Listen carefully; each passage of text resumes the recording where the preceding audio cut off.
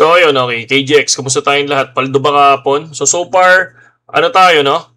Positive 13% tayo. And then, yung 1.5 natin na, I think, 2.1 pala na loss kahapon, naging $8 na lang, no?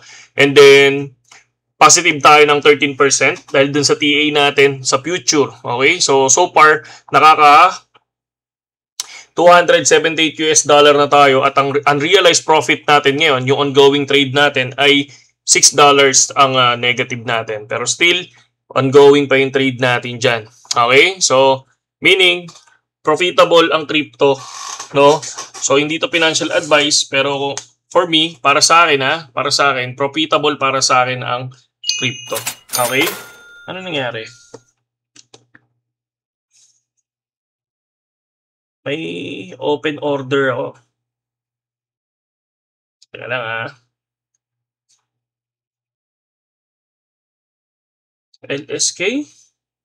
Pumasok sa SLK. Nag-open. Naka-trigger ako eh. So, okay, wait lang. Checking lang ako ng ating trade. So, good naman yung trade natin today. Okay. So, ngayon, ayan, positive, negative $6 tayo today. And check natin yung ating trade ngayon for BTC. So, tingnan lang natin. Oops, tanlaki na ito. Check lang tayo. Yan. So, ito yung trade natin kagabi, di ba?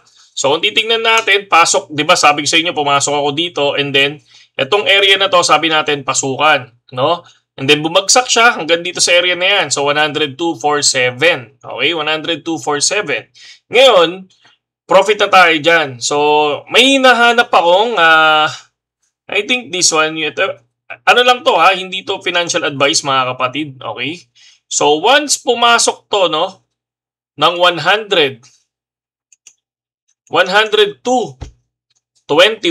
no? For me lang. Once na pumasok yan, I think dyan ako magkakaroon ng long position. Yan. Tapos, hanggang dito lang ang aking TP sa 105. Okay? So, pag pumasok yan ng 102.021.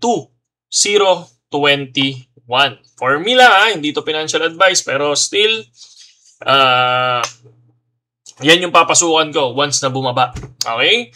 So, ngayon, syempre, TP na tayo dito. Okay na ako dyan. Hinihintay ko ngayon yan. Ngayon, for the Ethereum, no? Sinong sumabay sa Ethereum din kahapon?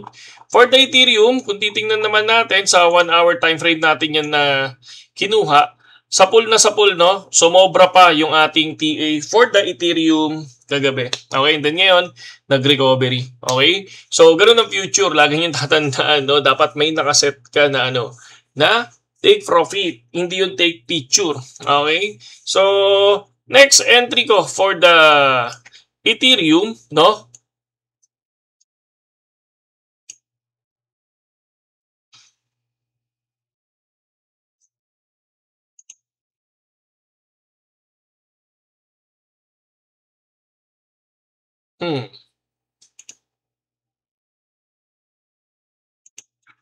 For this area, once makuha niya, yung area na yan once na makuha niya tong area na to, mag-short naman ako dyan.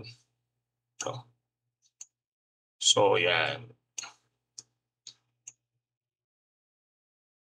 Pag nakuha niya yun, okay?